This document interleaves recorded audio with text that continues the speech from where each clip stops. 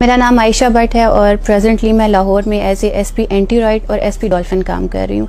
मेरा ताल्लुक गुजरावाला सिटी से है, एक ऐसी फैमिली से जो बहुत कंजर्वेटिव फैमिली थी, हम्बल बैकग्राउंड था। वहाँ पर कभी किसी की सोच भी नहीं आई थी कि हमारी फैमिली की कोई लड़की इस मुकाम पर पहुँच सकती है, कोई जॉब कर सकती है।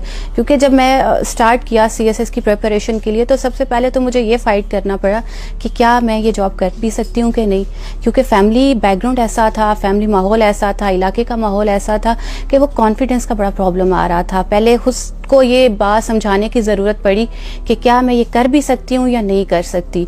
तो इसी तरह से मैं इस स्टोरी को आगे लेके चली कि मुझे अपनी लाइफ में कुछ करना है, मुझे कामयाबी लेनी है, मुझे अपनी लाइफ में एक एम सेट किया और मेरा एम था अपनी आइडेंटिटी खुद बनाना।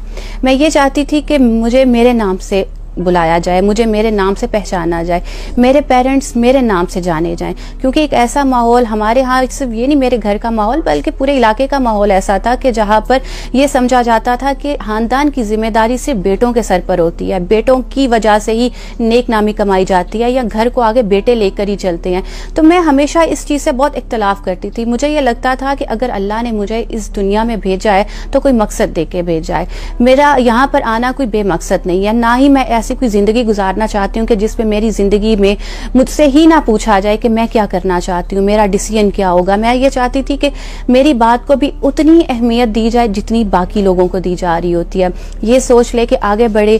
जब मैं बचपन में आपने देखती हूँ कि बचपन में मैं कैसी थी, तो बचपन में आम बच्चों की तरह ही थी और बल्कि आम बच्चों से थोड़ा सा एक स्टेप आगे जाती थी। हमेशा लड़ झगड़ के आती थी। मेरी वालदा मुझे कहती थी कि जब इसका कोई मसला होता था तो हमें किसी को डांटना नहीं पड़ता था, क्योंकि ये लड़ झगड़ के ना अपना काम पूरा करके आती थी, बल्कि बाज़ औक़ात तो अपने बहन भाइयों के भी लड़के आती थी। तो जब मैंने पुलिस सर्विस को ज्वाइन किया तो बहुत से लोगों ने ये कहा कि वाकई ये बचपन में भी बहुत झगड़ालू थी और पुलिस इसके टेम्परामेंट के बिल्कुल अकॉर्डिंग। तो ये इस तरह से मेरा बचपन चला अपने। लेकिन ये था कि उस बचपन में मैंने बहुत सी चीज़ों को मिस किया जो कि अभी मैं फील करती हूँ। हमारी फैमिली में ऐसा कोई सिस्टम नहीं था, ऐसी कोई आज़ादी नहीं थी कि बच्चों को आउटिंग के लिए लेके जाएं, बच्चों को पार्क्स में लेके जाएं। वो चीज़ें आज भी मैं मिस करती हूँ कि वो चीज़ें मैं नहीं देख सकी, इंजॉय नहीं कर सकी। बचपन बस ऐसा ही था कि बहन भाइयों के साथ मिलके वहाँ पर खेलना, उनके साथ बैठ के पढ़ना। मुझे पढ़ने का बहुत शौक होता था और बैठ के अपना काम करती थी। तो इसी तरह से बचपन गुजर गया।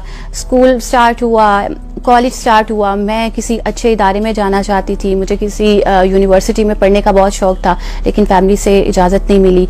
मैंने एज ए एक्सटर्नल स्टूडेंट अपनी एजुकेशन को कंप्लीट किया।